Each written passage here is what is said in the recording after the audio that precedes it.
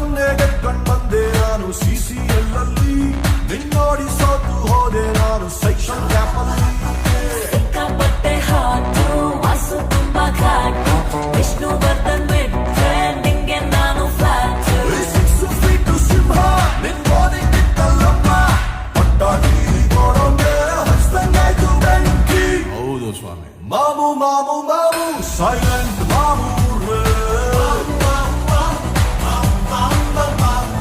ಮಾಮು ಮಾಮು ಮಾಮು violent ಮಾಮು ರೇ.